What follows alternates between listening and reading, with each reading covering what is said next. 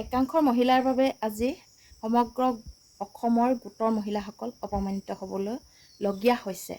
একাংশৰ সেই মহিলাসকলে মেখেলা চাদৰ পিন্ধি টপিলাং উলিওৱাৰ বাবে আজি সমগ্ৰ অসমৰ আত্মসহায়ক গোটৰ মহিলাসকলৰ লগতে জীৱিকা সখী বা প্ৰশিক্ষকসকলৰো বদনাম হৈছে। নমস্কাৰ বন্ধু বান্ধৱীসকল, কি খবৰ আপোনালোকৰ? ভালনে বাৰু? বৰ্তমান মোৰ ভাল। আন্তঃৰাষ্ট্ৰীয় যোগ দিৱসৰ দিনা যিবোৰ কাণ্ড কৰিলে একাংশ মহিলাই, আচলতে এখন ফটো ভাইৰেল হৈ আছে। এই ফটোখন মই লগাই দিছোঁ স্ক্ৰীনশ্বট, আপোনালোকে নিশ্চয় দেখিছে। এই ফটোখন ক'ৰ হয় কি হয় নাজানো, কিন্তু ছ'চিয়েল মিডিয়াত ইমানেই ভাইৰেল হৈ আছে। এই ফটোখনক লৈ বহুত মন্তব্য কৰিছে। কিছুমানে মুখ্যমন্ত্ৰী হিমন্ত বিশ্ব শৰ্মা ডাঙৰীয়াক অপমানিত কৰিছে। 25,000 টকাক লৈ মহিলাসকলক যিদৰে কিছুমান মানুহে মন্তব্য দি আছে, সেই মন্তব্যসমূহৰ ওপৰত আজি মই এই কথাকেইটা কৈছোঁ। একাংশ মহিলাই যিমান ভাল প্ৰশিক্ষক আহক, যিমান ভাল কাম এটা শিকাওক, একাংশ মহিলাই আচলতে ফটোৱামি কৰিবলৈ কেতিয়াও নেৰে। যিমান ভালকৈ শিকালেও তেওঁলোকে যিটো সমাজত বেয়া দেখে বা যিটো আচলতে চাদৰ মেখেলাযোৰ পিন্ধি কৰিব নোৱাৰে, সেই কামটো তেওঁলোকে কৰি আচলতে উপলুঙা কৰিবলৈ বিচাৰে।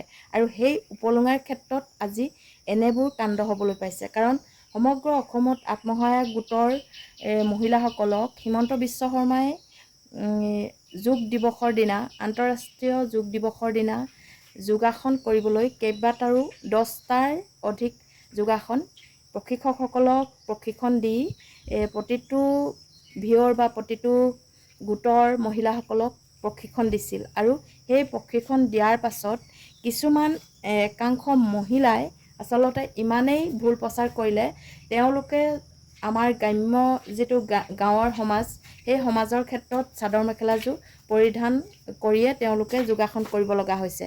আৰু তেওঁলোকে চাদৰ মেখেলাযোৰ যিহেতু খুলিব নোৱাৰে, আৰু সেই খুলিব নোৱাৰাৰ অৱস্থাত যোগাসন কৰোঁতে যিযোৰ ড্ৰেছ পিন্ধিব লাগে, ট্ৰেকচুট পেণ্ট আৰু টি চাৰ্ট, সেই ড্ৰেছযোৰ পিন্ধিব নোৱাৰাৰ বাবে চাদৰ মেখেলা পিন্ধি কৰিব লগা হৈছে। আৰু চাদৰ মেখেলাযোৰ পিন্ধি কৰাৰ যিকেইটা আসন, সেই আসনকেইটা কৰা হ'লে ইমানখিনি বিতৰ্কৰ মাজত সোমাবলৈ লগীয়া নহ'লহেঁতেন।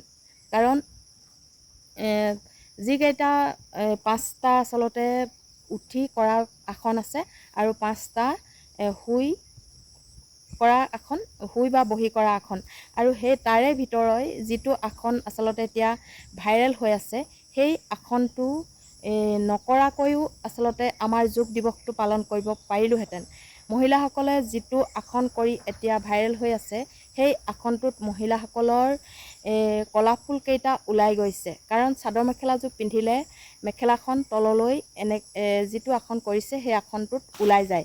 গতিকে সেই আসনটো কৰাৰ বাবে আজি ছ'চিয়েল মিডিয়াত মহিলাসকলৰ ফটো ভাইৰেল হৈছে। একাংশ মহিলাই এনেকুৱা ফটোৱামি কৰাৰ বাবে সমগ্ৰ যোগ দিৱসটোকে যেন ক'ৰবাখিনিত কিবা এটা খুঁত লাগি গ'ল, এনেধৰণৰ এটা অনুভৱ হৈছে। সেই গতিকে এই মহিলাসকলে জনা উচিত বা বুজা উচিত, আৰু জীৱিকা সখীসকলেও জনা উচিত, যিসমূহ মহিলাই ফটোৱামি কৰে বা যিসমূহ মহিলাই এনেকুৱা ধৰণৰ কৰ্মবিলাক কৰিবলৈ চেষ্টা কৰে, তেওঁলোকক আচলতে এনে ক্ষেত্ৰৰ পৰা বিৰত ৰখা ভাল বুলি মই ভাবোঁ। কাৰণ 2-এটা আত্মসহায়ক গোটৰ ফালৰ পৰা বা 2-এটা ভিঅ'ৰ ফালৰ পৰা এনেবোৰ কাণ্ড হোৱাৰ পাছত সমগ্ৰ বিশ্বতেই আন্তৰ্জাতিক যোগ দিৱসটোৰ এতিয়া বদনামী হৈ পৰিছে। কাৰণ হিমন্ত বিশ্ব শৰ্মাৰ গাতো কিছু প্ৰভাৱ পৰা দেখিবলৈ পাইছোঁ, আৰু বহুত ধৰণৰ মন্তব্য